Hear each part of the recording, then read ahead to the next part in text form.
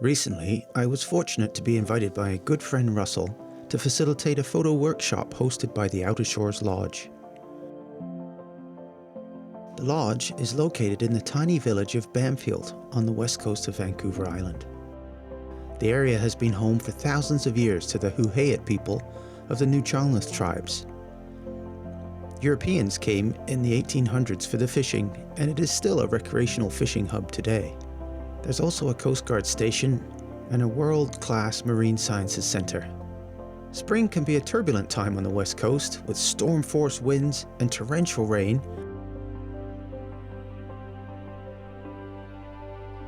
Punctuated by spectacular sunny breaks and calm waters, often all within the same day. This rich variety, underpinned by the constant pulsing energy of twice-daily 3-metre tides, creates a complex environment that supports a wonderfully diverse array of life.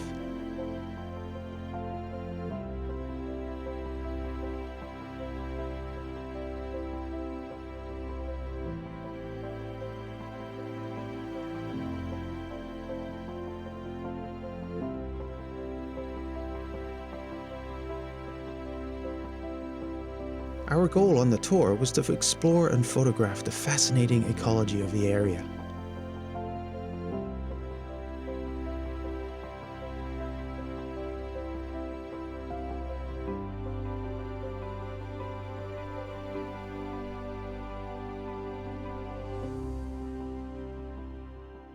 It was during one of the brief lulls between storms that we were able to witness a dramatic interaction between a bald eagle and a small diving duck called a bufflehead. Bald eagles are massive birds, having a wingspan of over 2 meters. They can fly at over 60 kilometers an hour and dive at over 120 kilometers an hour. The grasping power of their claws is 10 times that of a human hand. They feed primarily on fish, which they will catch by plucking them directly from the water or from competitors such as other eagles and ospreys. Not surprisingly, their preferred habitat is open water surrounded by tall trees, and the west coast is a perfect place for them to reside. Much of the year, they feed on the salmon that are abundant in these waters, especially in the fall. In the winter, however, there aren't as many fish around, and so they have to switch to other prey types.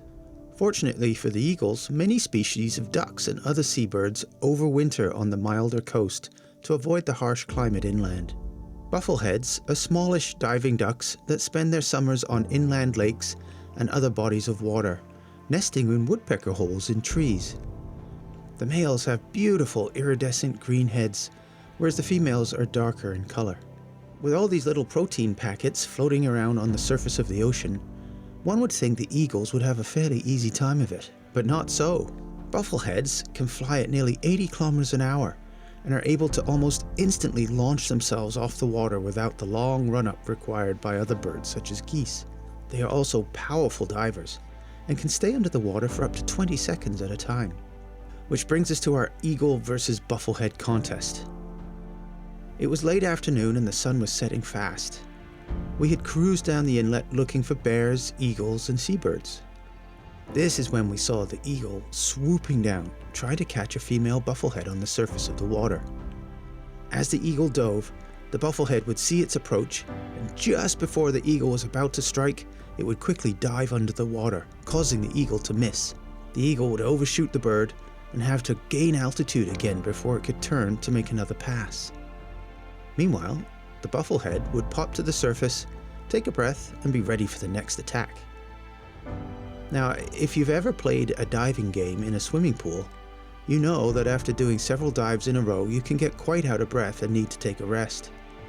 Apparently, eagles know this too, and instead of being content with one failed attempt, we watched the eagle immediately wheel around and dive back again at the bufflehead, forcing her to dive again and again and yet again. Over and over the eagle did this, wheeling around in the air doing acrobatic cartwheels and backflips, then plunging towards the hapless bufflehead, who each time would dive to avoid being caught. As we watched, we could see both the eagle and the bufflehead panting for air, the eagle from all the exertion and the bufflehead from all of her diving. As the light dropped, my camera was having more and more difficulty focusing on the rapidly moving eagle. The bright white head and tail, joined by a dark body, the same tonality as the background, swinging wildly across the frame, was apparently very confusing for the state-of-the-art autofocus system. I have to admit that I was probably the most significant factor to this wildly swinging part. I also had to be very careful not to overexpose the bright white head of the eagle as the light dropped. And this is a situation where automatic exposure modes such as aperture priority and auto ISO generally perform very poorly. Okay, back to the contest at hand. The eagle, apparently exhausted, had flown over and perched in a tree, and we thought the drama was over. The Bufflehead had won. While catching its breath, the eagle managed to annoy a couple of crows that chased it off its perch, squawking madly. Perhaps deciding that since it was up anyway, it may as well have another go at the Bufflehead, the eagle renewed its attack. Over and over it dove, changing its flight path and angle of approach so as to try and confuse the Bufflehead. Each time, however, the little bird was up to the task, diving at the last minute and frustrating the eagle's attempts. After about 45 minutes of watching this incredible spectacle, it became clear that the little Bufflehead was exhausted. She knew that if she went on land to rest, she would be easy pickings for the eagle. She tried a couple of times to fly away, but just did not have the strength. The eagle sensed this and made a steep, fast dive, swooping towards the Bufflehead right at water level.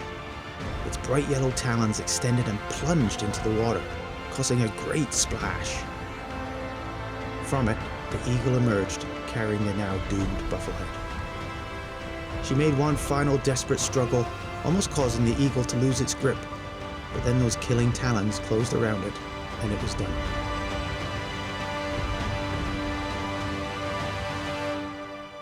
It was hard to watch such an amazing spectacle and remain dispassionate and uninvolved. It's easy to cheer for the diminutive Bufflehead repeatedly outwitting the much bigger predator. At the same time, the eagle could well have been trying to find food to feed hungry chicks, a parent just trying to feed its young. Who did you root for? Let me know in the comments. See you next time.